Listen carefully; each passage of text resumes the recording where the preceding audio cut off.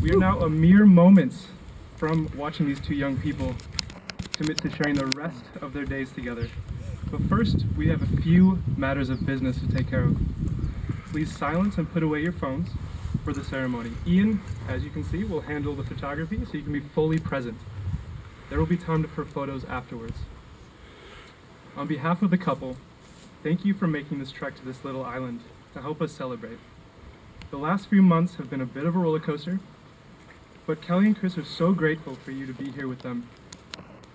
Chris asked me to make a special public service announcement to let everyone know that they should not be alarmed by excessive weeping or blubbering from the groom or his mother. It's a genetic condition and cannot be helped.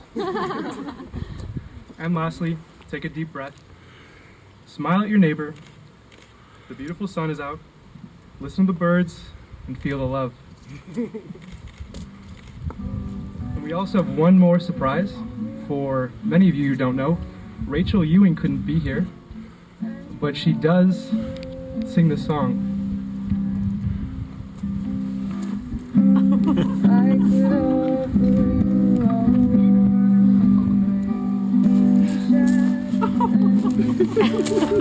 I could offer you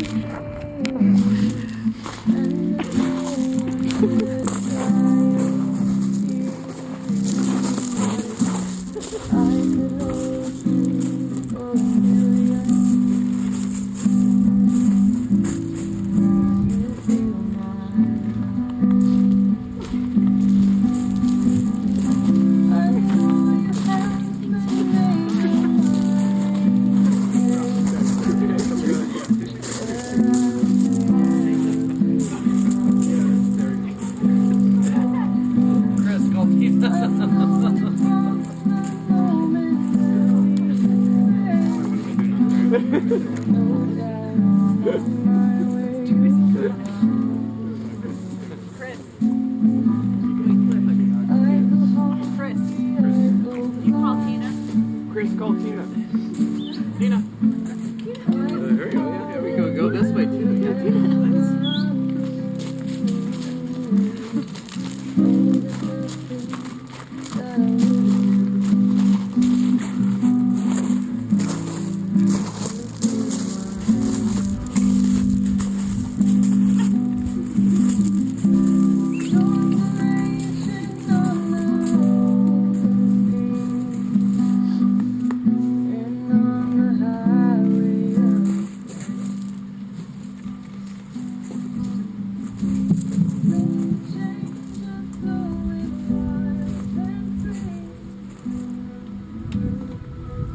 Guests are invited to stand.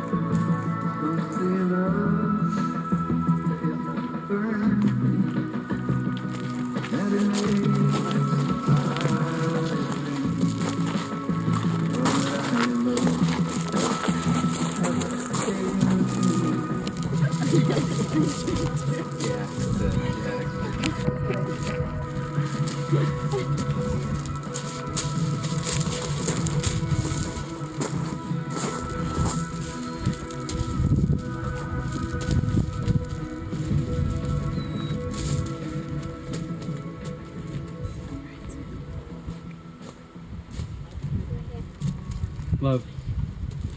Love is the only topic on the agenda tonight. There's not a person gathered here who hasn't felt that powerful force. It knits us all together and imbues life with its sweetest notes and brightest hues. We are here to celebrate one of the great crescendos of that force in the lives of these two people. We are here to share in their joy and to amplify it with our own. To launch this couple toward a bright and happy future, propelled by our friendship, our hopes, and laughter. But we know that love is all around us. It is not automatic. It requires intention, awareness, sacrifice, acknowledgement. And for that reason, we take this moment seriously. Kelly and Chris have invited their most cherished and respected people to be here, both physically and virtually, to bear witness to and reinforce the vows and affirmations they will make today. It is these commitments which we must help them hold to one another, no matter what the future holds. The power of this moment is preserved in your hearts, as well as their own. We acknowledge that a wedding is a symbol. It's a heartfelt and meaningful symbol, but a symbol nonetheless. This ceremony is not magic. Although it feels like magic right now, it will not create a relationship that does not already exist in the commitments that Chris and Kelly have already made to one another. I'm looking at you, Tina. This ceremony is a symbol of how far they have come and how much yet they will grow throughout the rest of their lives together. It is obvious that we find ourselves living through trying times. These times which find so many of us divided from one another, whether it be across 6 feet and a couple of N95 masks, or a set of ideologies for how we can best fix things. Despite this, love is the one thing guaranteed to bring us all together again. It's the great unifier, our one universal truth, that no matter who we are, where we've come from, what we believe, we know this to be true. What we're doing right here is the right thing. It is why we're standing here. It is the thing that we're doing right. It is why we've all stood here and watched them say these words to each other. We have all loved in our lifetimes, and in this moment we're reminded today that Chris and Kelly, that the ability to love is the very best part of our humanity, and that our future, like theirs, is yet bright. Kelly and Chris say that they are very blessed to be surrounded by many wonderful examples of loving, supportive partnerships that they hope to emulate. They have asked 2 of these couples to participate in today's ceremony, Catherine and Lucas, and Casey and Brooke. Unfortunately, Brooke is not able to join us today, but we will be joined by Casey on her behalf. Since the very first days of their own relationship, Kelly and Chris have been incredibly grateful to refer to the example set by these couples. They deeply admire their mutual respect, affection, playfulness, and unwavering support that they show each other, and have asked them to share their secret sauce. Catherine and Lucas?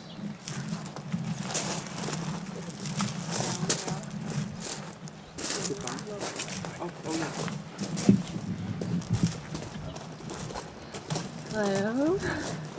So many emotions right now. Okay. Kelly, I was basically obsessed with you the moment I met you. I remember I was nervously giving you a report as a new nurse, and you were graciously encouraging me through with your bright smile and kind eyes. Right away, I was like, I want to be friends with her. And we were. We spent our days together, picnicking, hiking, happy houring, making life plans, discussing complex feelings, and most of all, laughing at each other. With Lucas, we became the 3 Musketeers and spent lots of times living our best lives. So understandably, when Chris came into the picture, I was a little nervous.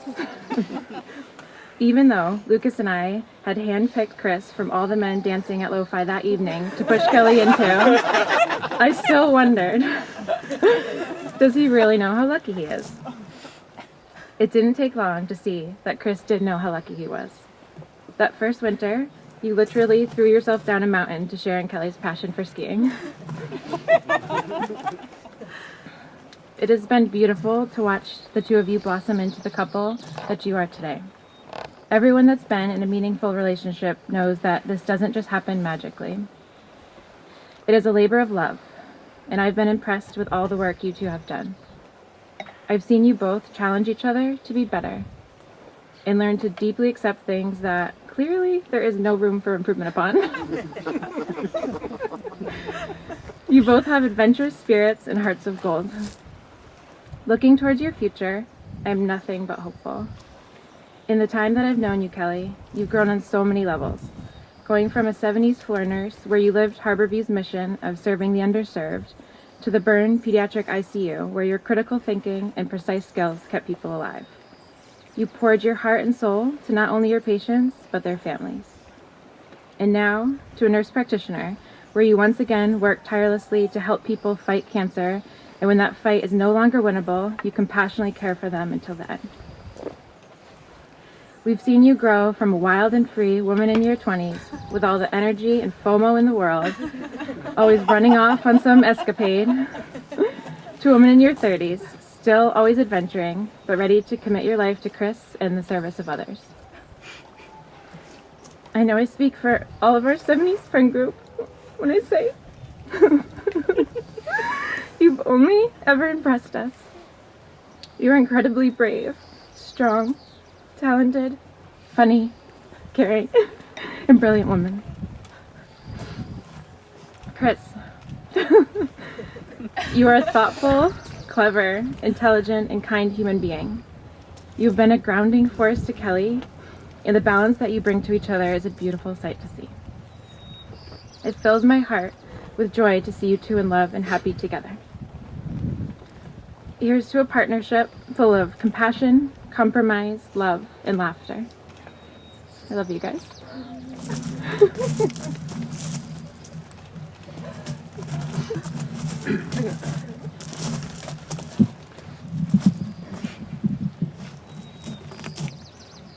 Sings Our Love by John Muir. Wonderful how completely everything in wild nature fits into us, as if truly part and parent of us. The sun shines not on us, but in us. The rivers flow not past, but through us. Thrilling, tingling, vibrating. Every fiber and cell of the substance of our bodies, making them glide and sing. The trees wave and the flowers bloom in our bodies as well as our souls. In every bird song, wind song, and tremendous storm song of the rocks in the heart of the mountain is our song, our very own, and sings our love.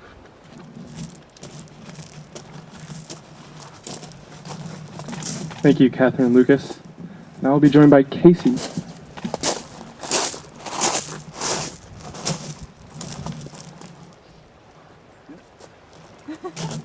Hello everyone, my name is Casey Gish. I'm here on behalf of both my wife, Brooke, who is extremely pregnant right now, and I apologize that she's not here to join us, but we have some good advice coming, so stay tuned. But first, a poem, Sonnet 17 by Pablo Neruda. Excuse me. I do not love you as if you were salt rose or topaz, or the arrow of the carnations the fire shoots off. I love you as certain dark things are to be loved, in secret, between the shadows and the soul. I love you as the plant that never blooms, but carries itself the light of hidden flowers. Thanks to your love, a certain solid fragrance, risen from the earth, lives darkly in my body. I love you without knowing how, or when, or from where. I love you straightforwardly, without complexities or pride. So I love you because I know no other way than this, where I do not exist, nor you. So close that your hand on my chest is my hand, so close that your eyes close as I fall asleep. So first of all, it's a huge honor to be here and do this for you guys, so thank you. And just know that we have some words of wisdom, but we also have immense faith and love for the two of you, and we know that you have a wonderful relationship, and we look forward to a wonderful life together. So with that said, I'll start with marriage advice from Brooke. That's right, a therapist. Don't ever assume you know everything about your partner. Only assume they are ever growing and ever changing just as you are. Trust they will always keep their heart and mind open to your evolution as well. And a quote from Napoleon Dynamite. When an argument arises, if you go outside and take a nice walk, you'll calm down and you can come back. And it won't be an argument. And you'll find that it helps your health. All that fresh air and exercise will do you a lot of good. Okay, so now marriage advice from myself. This was interesting to reflect on, and I appreciate the opportunity to share this with you guys, but I think in my few years of marriage so far, my relationship with Brooke, the thing that has served me the most, and I hope will continue to serve me, is that just to provide her with love. So I wrote this with that in mind. The only thing you need to do is love this person. That's all you need to do. Each of you is imperfect, and each of you deserve to be loved. Sometimes loving the other person will be easy, and sometimes loving the other person will be very hard. When loving the other person is hard, think to yourself, how can I best love this person right now? And that will likely steer you in the right direction. Pretty simple. Thank you. We love you guys. Congratulations.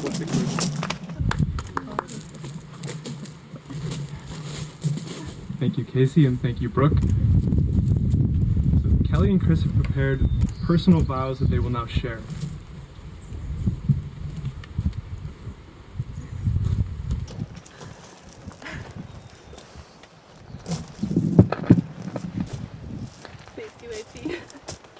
Boopsie whoopsie. Sweets. Chris, never in my wildest dreams did I think we would be standing.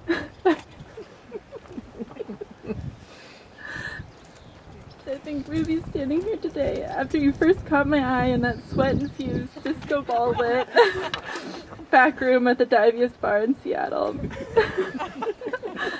When you took my hand to show me the secret bathroom next door, I knew you were cool.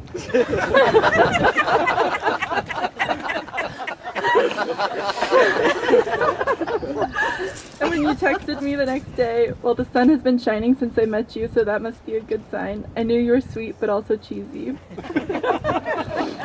When you were willing to try Chair 2 for the first time we ever skied together, I saw how you lived your life with a spirit for adventure. But what I've learned from all the day-to-day in-between moments over the past few years is how you have a heart that was made to celebrate others, how generous you are with your words, your creativity, and your love, and how witty and exhilarating and loving and forgiving you are with everyone around you every day. You have the kindest soul of anyone I've ever met, and your love has become the guiding force that has held my world together these past 3 years. My world, my family's world, and my friend's world are all better with you in it, Chris. And we are all so excited we get to keep going on this journey of life forever with you. I can say without certainty or pause, you're the person I want to celebrate life's greatest joys with, and the person I want by my side through difficult times.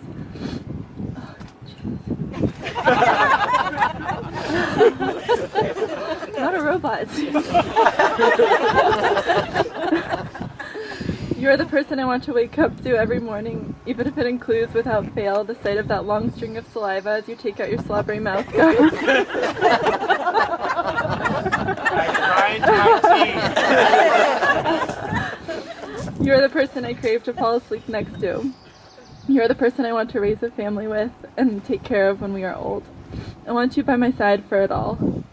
With your intrepid and infectious spirit, you have helped me triumph over many challenging times. You have become my safe space, my best friend, and my confidant. I don't know that I would have survived my toughest moments without you, and I'm so grateful you have chosen me to be this partner for your life. To be your partner for this life. Okay. I choose you for life. I promise you my deepest love, my fullest devotion, my tenderest care through the pressures of the present and the uncertainties of the future. I promise to be faithful to you. I promise to love you, commit to you, and support you. I pledge to respect your unique talents and abilities, to lend you strength for all of your dreams. I am grateful for your deep love and constant friendship. As I have given you my hand to hold, I give you my life to keep. Chris? No kissing yet. Okay. Keep it together. And I retort. Okay. There's going to be a lot of crying. So just bear with me here. Kelly, statistically, married men live longer than single men. I know that fact because you told it to me several years ago. I think when you were waiting for me to propose. As an aside, you also informed me that the opposite is true for women, that on average, single women outlive their married peers. This may seem like a terrible way to start off my vows, but I'm bringing it up because I think it speaks to several important truths. Number one, that finding a caring partner, someone who inspires, supports, and consoles, is one of the worthiest purposes for any young man. Number two, that the apparent longevity penalty for married women is a wake-up call for all aspiring husbands that we got to do better. And number three, that you are a truly selfless and generous person, that in spite of knowing the statistics and inherent health risks, you still wanted to hitch yourself up to this goofball of a man. This is the part where I fall apart. Kelly, I love you because I'm fascinated by you. Okay. You are soft-spoken and deferential, but you're also the strongest and fiercest person I've ever met. Working from home these last couple months has been a gift. It has allowed me to witness It has allowed me to witness how vigorously and tenaciously you advocate for your patients, even when that means spending hours wrestling with uncooperative insurance companies, challenging the misguided decisions of your senior colleagues, and gracefully absorbing the abuse of very scared people. You're an unstoppable force, and you have more grit and drive in your pinky nail than I can fathom. I love you because you can't help but move to compassion like water can't help but flow downhill. Your concern for other people is what makes you rise in the morning, is the last thing you think of at night. I've marveled at how friends of mine open up to you within mere days of having met you about deeply personal things. You travel through life with an open heart, whether it's healing the sick, comforting the brokenhearted, or just being there completely for a friend in need. I love you because I can be my silly self with you. You tolerate my antics, and you make me work for a laugh, which is fine, because it's my favorite sound in the world. I love your courageous spirit, and that you know it's not an adventure until something goes wrong. You are the cinnamon in my coffee,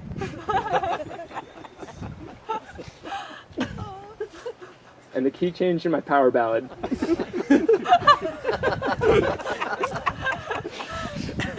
Pure love beams from your eyes, and I want to bask in that for the rest of my life. I choose you for life. I promise you my deepest love, my fullest devotion, my tenderest care, through the pressures of the present and the uncertainties of the future. I promise to be faithful to you. I promise to love you, commit to you, and support you. I pledge to respect your unique talents and abilities and lend you strength for all of your dreams. I am grateful for your deep love and constant friendship. As I have given you my hand to hold, I give you my life to keep.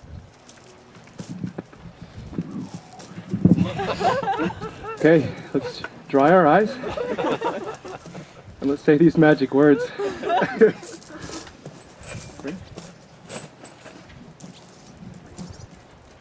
Do you? I do have it.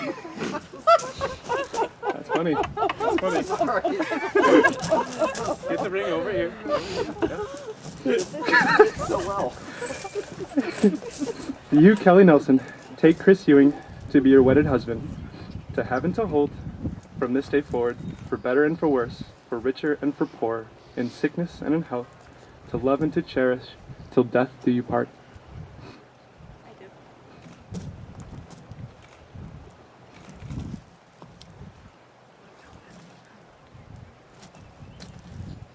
Do you, Chris Ewing, take Kelly Nelson to be your wedded wife, to have and to hold, from this day forward, for better and for worse, for richer and for poorer, in sickness and in health, to love and to cherish, till death do you part?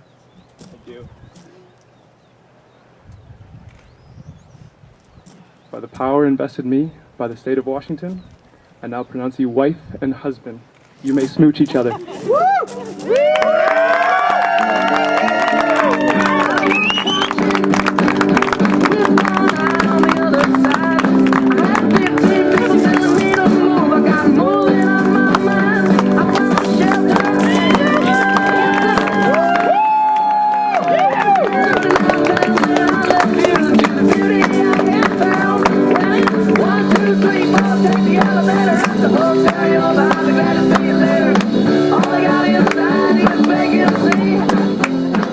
Thank you all for joining us via Zoom. And for the rest of you that are here, the couple would like you to join them for a celebratory drink in Tina's Cantina.